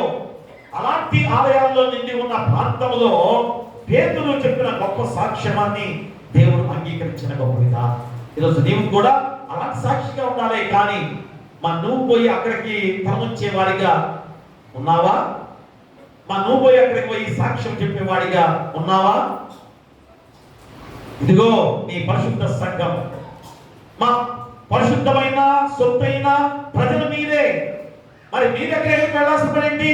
మీ ద్వారా అన్యజనులను రాబట్టుకునే వారిగా ఉండాలి. కానీ మీ ద్వారా అన్యజనుల్ని మీ దగ్గరికి రప్పించే వారిగా ఉండాలి. కానీ మీరు ఎలాంటి అవిశ్వాసంతో ఉన్నారో మనంగా పరిశీలించుకోవాల్సిన సమయం కూడా. కాబట్టి నిషేధించిన రాయి మూలకు తలరాయిగా ఈరోజు ఎంత గొప్పవాడిగా పేతురు విషయంలో దేవుడు గుర్తు చేసిన గొప్ప మాట ఏంటి? ఈ బండపై నా సంఘమును కట్టుదువు. చూడండి, ఎంత గొప్ప మాట. ఒక సంఘాన్ని కట్టే బాధ్యత పేతురుకు అప్పగించాడు. ఈరోజు మనకు కూడా అదే బాధ్యత అప్పగించాడు కదా. ఒక్కరగా ఈరోజు ఇంతమంది ఉన్నబట్టే ఇది సంఘము, ఇది దేవాలయము. అంతేగాని ఈ రాళ్లతో నిర్మించిన దేవాలయం విషయం మీరు అనుకుంటున్నారేమో. మనందరం ఉంటేనే ఈ దేవాలయం, మనందరం ఉంటేనే ఈ సంఘం కదా. మరి ఒకరిగా విడిపోతే పరిస్థితి ఏంటి? అది దేవునికి సమ్మతమేనా? సజీవమైన రాళ్ళ మనము. కాబట్టి మనం ఈరోజు పరిశుద్ధమైన సొత్తైన ప్రజలుగా ఉన్నామని కూడా మనలా గుర్తు చేస్తున్నాడు. అందుకనే ఈరోజు పేతురుతో ఉన్న మాటలు ఏంటి? బండపై నా సంఘమును కట్టుదువు. బండ అనగా ఎవడు? మా యేసుక్రీస్తు వారే. చూడండి, అంటే దేవునిపై పునాది, బలమైన దేవునిపై పునాది కడితే ఎంత గొప్ప బలమైన విధానంలో ఉండబోతున్నావో అని గుర్తు చేసింది. అందుకనే దేవుని విషయంలో నా కొండ, నా కోట, నా శైలము, ఇవన్నీ కూడా దేవునికి ఉన్న పేరులే. కాబట్టి నిషేధించబడిన రాయి మూలకు తలరాయి. యేసుక్రీస్తు వారిని ఎలాగ మనం స్వీకరించకుండా నిషేధించాం, మా ఊరి బయటికి నెట్టివేసాం, అలాంటి రాయిగా ఉన్న యేసుక్రీస్తు వారే మనకు తలకు మూల రాయిగా, ఆయన ద్వారా రక్షించబడ్డ జీవిత విధానాలు. అందుకనే ఈరోజు పేతురు చూపిన విశ్వాసం ద్వారా ఎంత గొప్ప విధానం చూడండి. మత్తయి సువార్త 16వ అధ్యాయం చూడండి ఒకసారి. మత్తయి సువార్త 16వ అధ్యాయంలో 16వ వచనం చదవండి. 16వ వచనం. అందుకు సీమోను పేతురు, నీవు సజీవుడకు దేవుని కుమారుడైన క్రీస్తు అని చెప్పాను. చూడండి, అలాంటి విశ్వాసంతో మనందరం కూడా ఎలా ఉండాలి? ఆత్మీయమైన ఆలయంగా కట్టబడాలి. పేతురు ఎలాంటి గొప్ప సాక్ష్యం చెప్పాడో ఆ సాక్ష్యం మనలో ఉండాలి. అలాంటి ఆత్మీయ మందిరంగా కట్టబడాలి. అందుకని క్రైస్తవ ప్రాంతంలో కానీ మన ఆలోచనలు కానీ మన భిన్న ఆలోచనలతో ఉండే ఆ విధానంలో మనందరం కూడా ఇక్కడ మరణ పునరుద్ధానాల గురించి యేసుక్రీస్తు వారు ఏ విధంగా చెబుతుండగా పేతురు కూడా మా కొద్దిపాటి అవిశ్వాసాన్ని కనబరిచిన సందర్భాన్ని కూడా ఈ వాక్యంలో చూపిస్తున్నాడు. చూడండి, ఇక్కడ ఆ గొప్ప సమయంలో పేతురు ఏ మాట చెబుతున్నాడు చూడండి. తర్వాత 21వ వచనంలో చదవండి. అప్పటి నుండి తాను యెరూషలేమునకు వెళ్ళి పెద్దల చేతను, ప్రధాన యాజకుల చేతను, శాస్త్రుల చేతను అనేక హింసలు పొంది చంపబడి 3వ దినమున లేచుట అగత్యమని యేసు తన శిష్యులకు తెలియచేయ మొదలుపెట్టగా పేతురు ఆయన చేయి పట్టుకొని, ప్రభువా, అది నీకు దూరమగును గాక, అది నీకెన్నడూ కలగదని ఆయన గద్దింపసాగెను. ఇక్కడ పేతురికి పదవి ఇచ్చేసరికే అహంకారంతో వెళ్ళిపోయాడు కదా. మరి కాసేపు ఒక చిన్న పదవి ఇచ్చేసాడు దేవుడు. ఏది? బండపై ఆ సంఘాన్ని కట్టుదువు, ఆ తాళము పరలోకపు తాళం వచ్చేవని నీకు ఇస్తాను అనేసరికి గర్వం వచ్చేసింది కదా. యేసుక్రీస్తు వారిని గద్దిస్తున్నాడు. మా పేతురు ఏమంటారు ఇక్కడ? యేసుక్రీస్తు వారిని గద్దిస్తున్నాడు. గద్దింపసాగినేమని? అయ్యది నీకు దూరమగునుగాక, అంటే ఏదో ఈయనకి బండపై ఆ సంఘాన్ని కట్టమన్నాడని, పరలోకపు తాళం ఇచ్చానని నేను గొప్పవాడు అనుకొని యేసుక్రీస్తు వారిని ఎంత తక్కువగా మాట్లాడుతున్నాడు చూడండి. ప్రేమరా, ఈరోజు మనలో కూడా అలాంటి స్థితి ఉన్నదా? దైవజనుల పట్ల కానీ ఉన్నారా? ప్రేమరా, ఒకసారి ఆలోచన చేసుకోండి. అందుకనే ఈ వాక్యం ఎంత క్లియర్ గా బుక్ చేస్తున్నాడు. అది నీ కట్టడంలో తరగదని ఆయనను గద్దింపసాగెను. అయితే ఆయన పేతురు వైపు తిరిగి, సాతానా, నా వెనుకకు పొమ్ము, నీవు నాకు అభ్యంతర కారణమై ఉన్నావు, నీవు మనుషుల సంగతులనే తలచుచున్నావు కానీ దేవుని సంగతులను తలంపగై ఉన్నామని పేతురుతో చెప్పాను. ప్రేమరా, అలాంటి మనస్తత్వాలు కలిగిన వారందరూ కూడా సాతాను మనస్తత్వాలు. ప్రేమరా, నేను చెప్పింది కాదు. కాబట్టి దైవజనుల పట్ల, దేవుని పట్ల ఎలాంటి స్థితిలో మీరు ఉన్నారో అలాంటి వారందరూ కూడా సాతానా, నా వెనుకకు పొమ్ము. మగంత గద్దింపు ఈరోజు పేతురుని గద్దించిన క్షణాలు. అయితే ఆయన పేతురు వైపు తిరిగి, సాతానా, నా వెనుకకు పొమ్ము, నీవు నాకు అభ్యంతర కారణమై ఉన్నావు, నువ్వు మనుషుల సంగతులను తలంచున్నావు కానీ దేవుని సంగతులను తలంపకి ఉన్నావని పేతురుతో చెప్పాను. ప్రేమరా, చూడండి, ఎందుకు ఈరోజు పేతురు విషయంలో మా దేవుడు ఇంత కఠినంగా చెప్పాడు? పేతురుని గొప్పవాడు చేయాలనుకున్నాడు. కాబట్టి దేవుని గద్దింపు కానీ దైవజనుల గద్దింపు కానీ ఎప్పుడు కూడా అదేదో కాలాన్ని అనాలనుకోవద్దు దయచేసి. అది గొప్ప స్థితికి నడిపించడానికే, మా గొప్పవారిగా చేయటానికి. అంతేగాని ఆ గద్దింపులో మమ్మల్ని అన్నాడేంటి? పాస్ గారు అయితే మాకు గొప్ప, పాస్ గారు అయితే మాకేమన్నా? అది మా మాటలు కాదు ప్రేమరా, దేవుని మాటలు, దేవుని వాక్యం. కాబట్టి మా ప్రియ దేవుని ద్వారా దేవుని వాక్యమే మేము చెబుతాం కానీ బయట విషయాలు ఏ విషయంలో కూడా చెప్పేది కాదు. కాబట్టి ఈరోజు ఆ పేతురుని అలా గద్దించడం బట్టే, అలాంటి చెల్లింపు చేశాడు కాబట్టి పేతురు ఇంత గొప్ప ఆధిక్యత పొందుకున్నాడు. ప్రేమరా, కాబట్టి 24వ వచనం చదవండి. అప్పుడు యేసు తన శిష్యులను చూచి, ఎవరైనా నన్ను వెంబడింపకూడని ఎడల తన్ను తాను ఉపేక్షించుకొని తన శిలువను ఎత్తుకొని నన్ను వెంబడింపవలెను. తన ప్రాణం రక్షించుకోగోరిన వాడు నా నిమిత్తము తన ప్రాణాలను పోగొట్టుకున్నవాడు దాన్ని దక్కించుకొనను. ఒక మనుష్యుడు లోకమంతయు సంపాదించుకొని తన ప్రాణాలను పోగొట్టుకుంటే అతనికేమి ప్రయోజనము? ఒక మనుష్యుడు తన ప్రాణాలను ప్రతిగా ఏమి ఇయ్యగలడు? చూసారు కదా అమ్మ, ఎంత గొప్ప మాటలు ఈ 3 వచనాల్లో, 24, 25, 26 వచనాల్లో పేతురుని ఎంతగా సిద్ధపరుస్తున్నాడు చూడండి అక్కడ. అప్పుడు యేసు తన శిష్యులను చూచి, ఎవరైనాను నన్ను వెంబడించుకోని ఎడల తన్ను తాను ఉపేక్షించుకొని తన శిలువను ఎత్తుకుని నన్ను వెంబడింపగలను. మనం ఏదో గొప్పవాడిని అనుకుంటున్నారేమో, నేను ధనవంతుడిని లేదా అధికారులని, లేకపోతే నేను గొప్ప ప్రధానమంత్రిని, లేకపోతే రాష్ట్రపతిని, అయితే ప్రపంచానికే నేను గొప్ప రాజునని విరమించే విధానంలో ఎవరైనా ఉన్నారేమో. మా ఖచ్చితంగా ఈ మాటలు గుర్తు చేసుకోవాలి. తను తాను ఉపేక్షించుకోవాలి. మా దేవుడిచ్చిన జీవితం ఇది, దేవుడు నిలబెట్టిన ప్రాణం ఇది. ఆయన ప్రాణవాయువుతో మనల్ని మనుషులుగా చేసి మళ్ళా పాప జీవితంలో కొట్టుమిట్టాడుతున్న మనల్ని తన శిలువ యాగముగా పెంచుకొని రక్షించి మళ్ళా తిరిగి బ్రతింపజేసిన దేవుడు. అంటే ఉచితమైన కృప ద్వారా నిన్ను నన్ను రక్షించిన దేవాది దేవుడు. మరి ఆయన దగ్గర తలెత్తుకొని తిరుగుతున్నావా? ఎప్పుడైనా కానీ నువ్వు తగ్గించుకొని ఉపేక్షించుకొని తన శిలువను ఎత్తుకొని ఆయన వెంబడించే వారికి ఉండాలంటే నీ పాప జీవితాన్ని, నీ యొక్క శ్రమలను, శోధనలన్నీ కూడా ఏ విధంగా నువ్వు మోసుకొని ఆయన వెంట పోతే ఆ శిలువను తేలిక చేస్తాడు, నీ శ్రమను తీసివేస్తాడు, నీ శోధనను తీసివేస్తాడు. ప్రియరా, కాబట్టి అలాంటి గొప్ప జీవితము ఏ విధంగా పేతురుకు అందించిన దేవాది దేవుడి ద్వారా ఈరోజు ఆ పేతురుకి ఎంత గొప్ప భాగ్యత ఇచ్చాడు దేవుడు. నా బండపై సంగ్రామి కట్టుతూ పరలోకపు తాళం చెవి నీకు అప్పగిస్తున్నాను. చూసారా, అంటే పరలోకపు రాజ్యపు హక్కులు ఎలాగిచ్చాడు దేవుడు అంటే నీ యొక్క ఆత్మీయమైన పునాది దేవునిపై కడితే, ఆత్మ సంబంధమైన వాడిగా దేవుని మార్గంలో నడిస్తేనే ఆ పరలోకపు రాజ్యపు హక్కులు పొందుకునే విధానం. ఇక రెండోదిగా మనం చూస్తే మా దేవుని ప్రజలై ఆయన చేత కనికరింపబడుట. దేవుని ప్రజలై ఆయన చేత కనికరింపబడుట. ఎప్పుడైతే దేవునిపై పునాది కడితే ఆయన చేత కనికరింపబడతావు. ఇంకంతకన్నా ఏం కావాలి? దేవుని ఉగ్రత మనపై రాకూడదని ముందుగానే చెప్పాను కదా. యెహోవా దేవుని ద్వారా మళ్ళా మీరు తప్పు చేస్తే భయంకర ఉగ్రత మీకు రాబోతుంది అన్న మాటలు.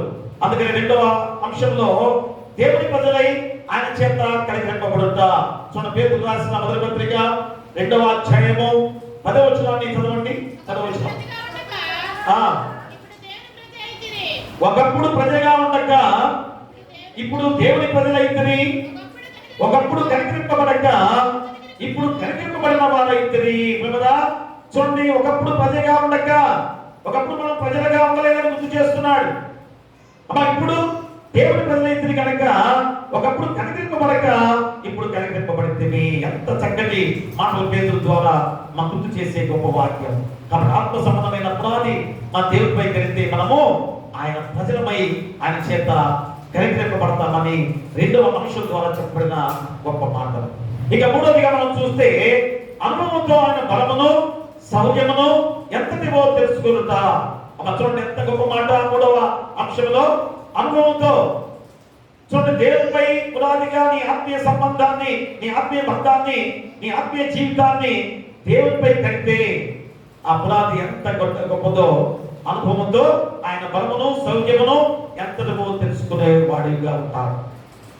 అదే రోజు ఇల్లు కట్టేటప్పుడు ఏం చేస్తావు? అది లావు అయిన ఇనుములు, మంచి బలమైన ఇనుము వేస్తే పునాది గట్టిగా ఉంటుంది, ఇల్లు గట్టిగా ఉంటుంది అనుకుంటారు కదా. మరి రోజు దేవుని శక్తి ఇవన్నీ కూడా ఈ సృష్టి అంతా కూడా దేవుడు చేస్తే దేవుని శక్తి ఎంత గొప్పది. మా ఇంటి కంటే ఆ ఇనుమే ఎంత గట్టిగా అనుకుంటున్నాం కదా. మరి దేవుడు ఇంత గొప్పగా సృష్టి అంతా కూడా చేసి నిన్ను నన్ను ఇంత శక్తివంతులుగా మార్చిన తర్వాత దేవుని శక్తి ఎంతది. కాబట్టి ఇప్పుడు ఆత్మ సంబంధమైన పునాది దేవునిపై కడితే అనుభవంతో ఆయన బలమును, సౌఖ్యమును ఎంతవో తెలుసుకునేదవు. చూడండి, ఇర్మీయా గ్రంథము 16వ అధ్యాయము 21వ వచనాన్ని చదవండి ఒకసారి. కాబట్టి నా నామము యెహోవా అని వారు తెలుసుకున్నట్లు నేను ఈసారి వారికి అనుభవం కలుగు చేతును. నా బలమును నా శౌర్యమును ఎంతటివో వారికి తెలియచేతును. నా నామం యెహోవా అని వారికి తెలుసుకున్నట్లు నేను ఈసారి వారికి అనుభవం కలిగజేతును. ఎంత గొప్ప దేవుడు! మా యేసుక్రీస్తు వారి కుమారుడిగా దిగి వచ్చి నీ కొరకు 4 శిలువ త్యాగం ద్వారా తిరిగి మళ్ళా రక్షించిన దేవాది దేవుడిగా మనందరం కూడా ఆయన బలాన్ని, ఆయన శౌర్యాన్ని, ఆయన శక్తిని పాదముల కాలంలో యుద్ధాలు కూడా ఇంతమంది యుద్ధాలు నేను ఏం చేయగలను అని రాజు భయపడిపోయి దాక్కున్న క్షణాల్లో తెల్లారేసరికి యుద్ధం జరిగిపోయింది. శత్రులందరూ పారిపోయారు. రాజు చూసి ఆశ్చర్యపోయాడు. ఎవరు చేశారు యుద్ధం?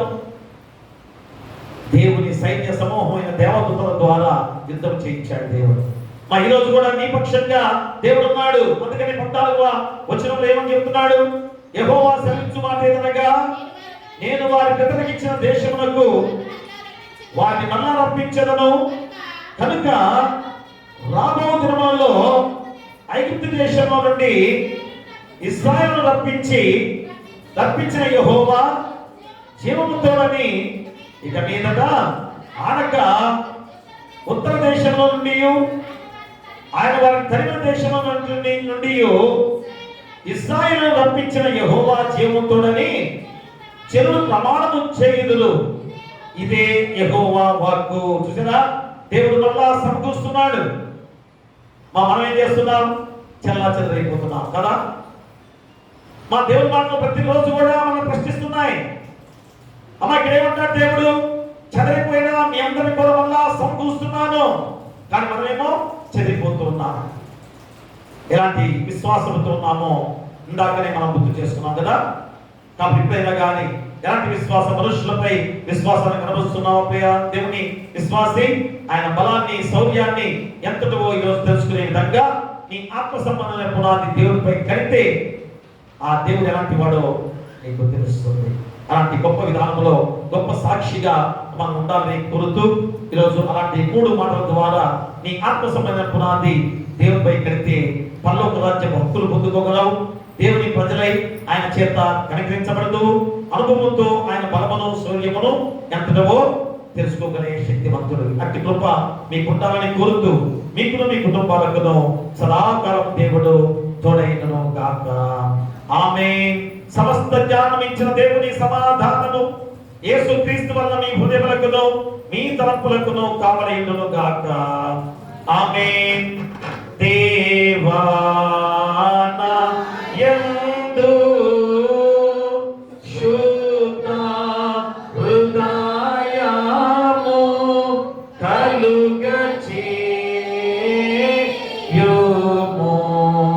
నా తరంగములో స్థిరమైన మనసును తనముగా పుట్టించుము. నీ సన్నిధానములో నుండి నన్ను త్రోసి వేయకుము. నీ పరిశుద్ధాత్మను నా యొద్ద నుండి తీసివేయకుము.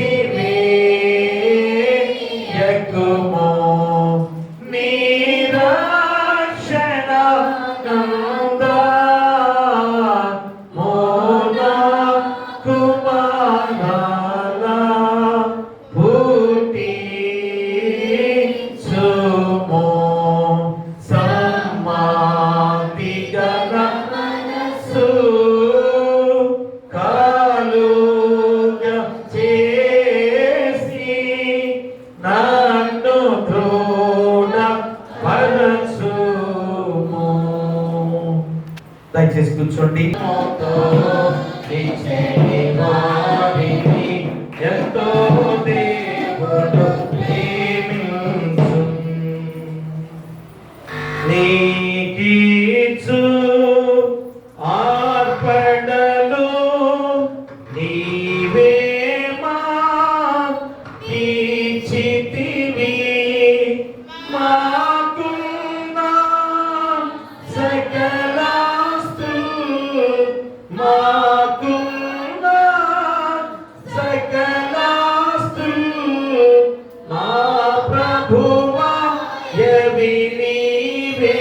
సదా నీకిచ్చు అర్పణలు నీవిప్పుడు గైకొనుమా. ఆమేన్. ముఖ్య ప్రార్థన చేసుకుందాం. అందరూ కూడా దయగల ప్రభువా మా ప్రార్థన ఆలకించమని ప్రార్థనలో ఏకీభవించవలసిందిగా కోరి ప్రార్థిస్తున్నాం. ప్రార్థిద్దాము. సర్వశక్తియు మిగిలిన కనికరముల దేవా, మా ప్రభు అయిన యేసుక్రీస్తు యొక్క తండ్రి, నీవు మాకు అనుగ్రహించుచున్న మేలు నిమిత్తమును మా యొక్క నీ కరుణ వాత్సల్యం నిమిత్తమును నిన్ను స్తుతించుచున్నాం. ముఖ్యంగా నీ ప్రియకుమారుని మాకు అనుగ్రహించినందుకును నీ చిత్తముల కృపను మాకు బయలుపరిచినందుకును నీకు కృతజ్ఞతాస్తుతులు చెల్లించుచున్నాం. మేము యథార్థమైన మంచి హృదయముతో నీ వాక్యమును అంగీకరించి భద్రపరుచుకొని సర్వదా మంచి ఫలములు ఫలించినట్లు దాన్ని మాలో నాటింపమని నిన్ను వేడుకొనుచున్నాము. రక్షణ కలిగించని నీ వాక్యమంతలి పవిత్రమైన బోధయందు నీ సార్వత్రిక సంఘమును కాపాడేయమనియు అందువలన నీ యందు మాకు గల విశ్వాసం బలపడి సకల జనుల ఎడల మాలో ప్రేమ వృద్ధి పొందినట్లును అనుగ్రహించుమనియు మిగిలిన మనపూర్వకముగా నిన్ను వేడుకొనుచున్నాము. నీ వెలుగును నీ సత్యమును భూదిగంతములకు వ్యాపింపచేయము. మా స్వజనులకు సకల జనాంగములకును నీ సువార్తను పఠించుటకు నమ్మకమైన గురువులను బోధకులను ప్రతిష్ఠించి వారి పనులంటి యందును వారిని నడిపించి కాపాడి అభివృద్ధి కలుగు చేయము. సంఘములకు సంబంధించిన శాస్త్ర పాఠశాలలను వేద పాఠశాలలను ఇతర పాఠశాలను దీవించుము. వారి నుండి వాక్య సేవ యందును రోగులకును కష్టంలో ఉండు వారికి బీదలకును పరిచర్య చేయుటయందును జీవనోపాయం లాంటి యందును నిన్ను సేవించు స్త్రీ పురుషులు బయలువెళ్ళినట్లు అనుగ్రహించుమని వినయముతో వేడుకొనుచున్నాము. నీ వాక్యమును వెలుగు మా గృహములందు నిరంతరమును ప్రకాశింపనిమ్ము. పరిశుద్ధ బాప్తిస్మమునందు నీవు బిడ్డలతో చేసిన వడపడికను వారు నిలుపుకున్నట్లు సంఘం బిడ్డలందరినీ కాపాడము. వారిని దయందు నీ యందు విశ్వాసం గల వారిని గను నీ చిత్తమును అనుసరించి నడుచుకున్న వారి గను పెంచినట్లు తల్లిదండ్రులందరికీ నీ కృపను అనుగ్రహించుము. అధికారులందరికీ ముఖ్యంగా రాష్ట్రపతికి ప్రధానమంత్రికి ముఖ్యమంత్రులకును గవర్నర్లకును శాసన నిర్మాణ సభ్యులకును గ్రామ సర్పంచి ఎంపీటీసీ జెడ్పీటీసీ వారికి అలాగే న్యాయాధిపతులు మొదలగు వారికి అందరికీ క్షేమమును ఆరోగ్యమును అనుగ్రహించుము. వారి నీతి న్యాయములను పెట్టి దివ్యమైన చిత్త ప్రకారం ఏరునట్లు వారికి కృపను అనుగ్రహించుము. శాంతి స్థాపనలో ప్రపంచ పాలకులు నాయకులు నీ చిత్త ప్రకారం చేయనట్లు వారిని జ్ఞానమును అనుగ్రహించి నడిపించుము. ఓ దేవా, ఆయా విధమైన ఆపదలు ఉన్న వారందరూ ముఖ్యముగా నీ నామము నిమిత్తమును నీ సత్యము నిమిత్తమును శ్రమపడుచున్న వారు తమ బాధల తండ్రి భావం గల నీ చిత్తమును అనుసరించి కలిగిన తెలుసుకొని సహించుకున్నట్లు వారిని పరిశుద్ధాత్మ చేత ఆదరింపము. మా శరీరాత్మకులకు హాని నుండి అపాయము నుండి తప్పు బోధ నుండి చెప్పసత్యముగా నీ దయను కృపను కలిగిన బట్టి మమ్మల్ని కాపాడము. కష్టకాల విందలను సకల జీవులకు ముఖ్యముగా నిన్ను నమ్ము వారికి సహాయకులుగాను రక్షకులుగాను కనబరుచుకున్నామని నిన్ను వేడుకొనుచున్నాము. యుక్త కాలముతో ఆవశ్యకమైన భూఫలములు మేము అనుభవించినట్లును వారి వృద్ధి పొందింపము. జీవనోపాధికి అవసరమైన న్యాయమైన వృత్తులను పవిత్రమైన విద్యలను ఉపయోగకరమైన జ్ఞానమును వికసింపజేసి ఆస్వాదించుము. ఓ దేవా, ఈ మనోలింకను మేము నీ ప్రకారం అడుగుచున్నాం. అయ్యాదిగో తండ్రి, సంఘాన్ని బట్టి ప్రార్థన చేస్తున్నాం. వృద్ధాప్యం ఉన్నవారు, నడివయసు ఉన్నవారు, ఎవరి ప్రదర్శన ఉన్నవారు, చిన్నబిడ్డలు, కుష్ఠరోగులు, అనాథలు, అభాగ్యులు శిశు కోసం దయచేయండి. బాలింతరాలు తన బిడ్డలు క్షేమంగా ఉంచండి. పిల్లలు లేని వారి బిడ్డలు దయచేయండి. వివాహాలు కాని వారికి వివాహాలు చేయండి. గృహాలు లేని వారికి గృహాలు ఇవ్వండి. ఉద్యోగాలు లేని ఉద్యోగాలు దయచేయండి. ఆర్థికంగా ఇబ్బంది పడుతున్న వారికి ఆర్థికంగా సహాయం చేయండి. అయ్యా, విలువల పక్కన వ్యాజ్యం చేస్తూ మీ కృప ఆశీస్సులతో ఇంకా ఆర్థికంగా సహాయం చేయమని వేడుకలు ప్రార్థన చేస్తున్నాం. అనారోగ్యంతో బాధపడుతూ సంఘంలో గాని, గ్రామంలో గాని, ఆస్పత్రిలో గాని ఎవరైతే ఉన్నారో యేసు నామములో గద్దించి నీ హస్తాలతో తాకి ముట్టి స్వస్థపరచండి. ఎందుకంటే కాలు గాయాలు, చేతి గాయాలు, వెన్నుపూస గాయాలైన వారు, ముఖ్యంగా తండ్రినైనా మరి జాయింట్స్ లో తండ్రినైనా బాధతో ఉన్న పిల్లల విషయంలో ఆయా పనులందరికీ చక్కటి ఆరోగ్యకరంగా నడిపించడానికి కృప దయచేయమని వేడుకలు ప్రార్థన చేస్తున్నాం. ఆయా మోకాలు విషయంలో కూడా ఆయా తండ్రినైనా నీ కృప ద్వారా చక్కటి మోకాలు నొప్పులు తీసివేసి మంచి ఆరోగ్యంతో నడిపించే బాధ్యత మీ పరిశుద్ధాత్మ శక్తి ద్వారా కుమ్మరించండి. ఈ తండ్రినైనా మరి ఈ సమయంలో వ్యవసాయదారులు ఆయా తండ్రి తొలకరి వర్షముగా పడిన దానములలో విత్తనాలు నాటి ఉన్నారు. ఆయా చక్కగా తండ్రి ఆ పంటలు పండే విధంగా అతివృష్టి అనావృష్టి లేకుండా చక్కటి సమపాతమైన వర్షపాతం ద్వారా వ్యవసాయం చక్కగా పండించే బాధ్యతగా మీ పరిశుద్ధాత్మ శక్తిని కుమ్మరించండి. అలాగే తండ్రి నాయన తుఫాను శ్రమిస్తుండగా తుఫాను ద్వారా ఎలాంటి ప్రమాదం జరగకుండా మీ రెక్కలలో భద్రపరచుకుని వెళ్ళి ప్రార్థన చేస్తున్నాం. అలాగే నాయన వ్యాపారస్తులు, చిన్న వ్యాపారస్తులైనా పెద్ద వ్యాపారస్తులైనా లాభదాయకంగా నడిపించమని వెళ్ళి ప్రార్థన చేస్తున్నాం. ఆయా ఉద్యోగాలు చేసే పిల్లల విషయంలో కూడా రాకపోకలతో ప్రమోషన్ నడిపించండి. ఇతర దేశాల్లో, ఇతర రాష్ట్రాల్లో ఉద్యోగాలు చేస్తూ చదువుకునే బిడ్డలు కూడా ఆయన దీవించి బలపరిచి వారి గృహాల చుట్టూ మీ దేవదూతలను గట్టిగా ఉంచమని వెళ్ళి ప్రార్థన చేస్తున్నాం. అలాగే పాడి పశువుల పక్షాలను దీవించండి. పశువుల కాపులు, గొర్రెల కాపులు దీవించి బలపరచండి.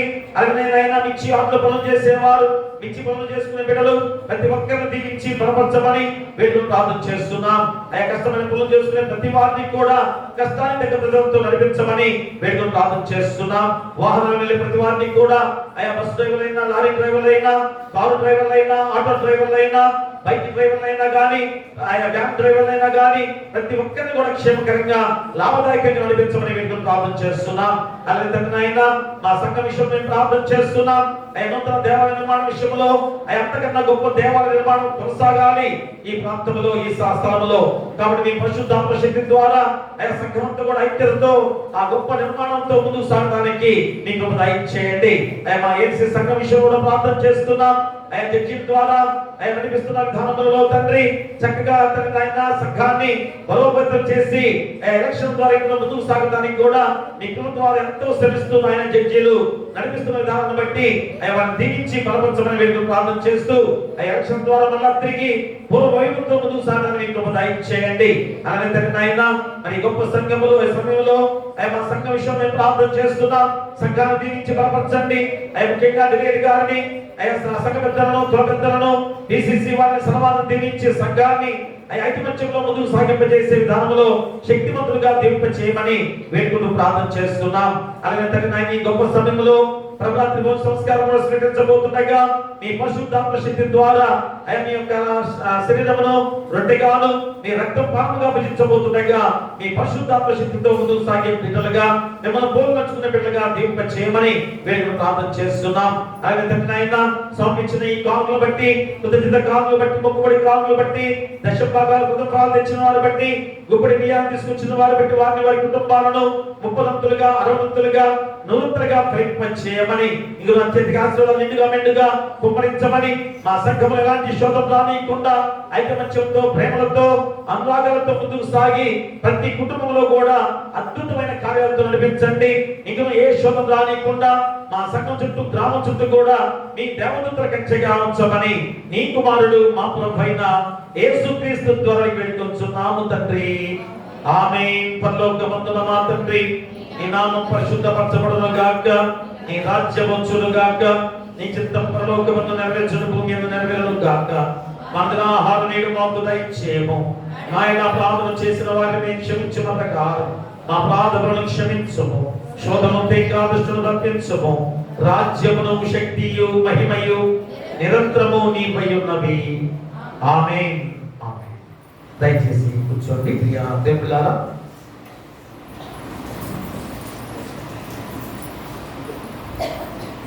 దయచేసి గమనించండి. ఈరోజు మొన్న యూత్ బిడ్డలకి 3 రోజుల కూటంలో ప్రయత్నిస్తామని చెప్పాం.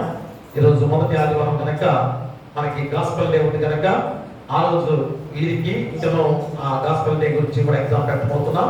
కలిపి ఆలోచిస్తాం. ఎందుకంటే ఆ రోజు ప్రత్యేకంగా వస్తే కనుక దయచేసి మరి వారు అందరూ కూడా గమనించుకోవాల్సిందిగా కోరి ప్రార్థిస్తున్నాం. అలాగనే ప్రభుత్వ సంస్కారం కొరకు ఆ కానుక సమర్పించిన వారు జరుగుమతి సుధాకర్ గారు వారి కుటుంబం తరఫున కానుక సమర్పించి ఉన్నారు. వారి కుటుంబాన్ని దేవుడు దీవించును గాక. అలాగే చంద్ర లోకరాజు జాన్సీరాణి గారి కుటుంబం నుంచి ప్రభుత్వ భోజన సంస్కారం కానుక ఇచ్చున్నారు. వారి కుటుంబాన్ని దేవుడు దీవించును గాక. అలాగే పూలగడ్డ యేసుబాబు సంవత్సరం వారి కుటుంబం, అలాగే వారి తల్లిదండ్రులుగా జాంబాబు గారు కమలమ్మ గారి కుటుంబంగా వారు ప్రభుత్వ భోజన సంస్కారం కానుక సమర్పించున్నారు. వారి కుటుంబాన్ని దేవుడు దీవించును గాక. అలాగే నుంచల జయదేవ్, శ్రీలత, ఎద్దు సతీష్, జ్యోతిరాణి గారి కుటుంబం తరఫున ప్రభుత్వ భోజన సంస్కారం కానుక సమర్పించున్నారు. వారి కుటుంబాన్ని దేవుడు దీవించును గాక. ఆమేన్. దీవెనతో సెలవిమ్ము కర్తా, మాకు నీ దీవెనతో సెలవిమ్ము కర్తా. దీవించి క్షేమపు దీవులను దయచేసి జీవా పోషణ వార్త భావమున సమకూర్చి దీవెనతో కర్తా, మాకు నీ దీవెనతో సెలవిమ్మో కర్తా. ప్రభు నిన్ను ఆశించును కాపాడుగాక. ప్రభు నిమిత్త సన్నిధి ప్రకాశింపజేసి కరుణించుగాక. ప్రభు నిమిత్త సన్నిధిగా దింపచేసి నీకు సమాధానము కలుగు చేయునుగాక.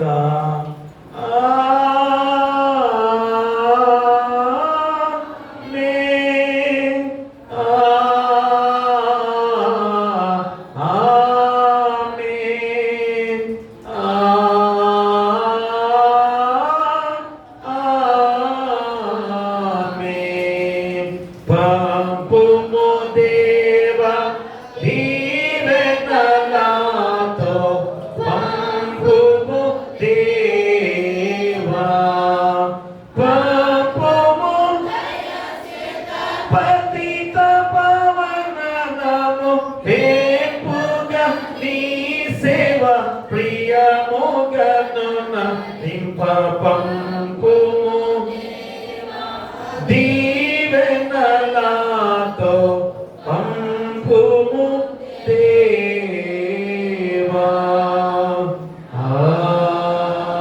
ఆమేన్. ఏమన్నానండి? మన అందరికన్నామా? సంస్కారం సిద్ధపడిన వారు మిగతా వారు వెళ్ళవలసిందిగా కోరి ప్రార్థిస్తాం.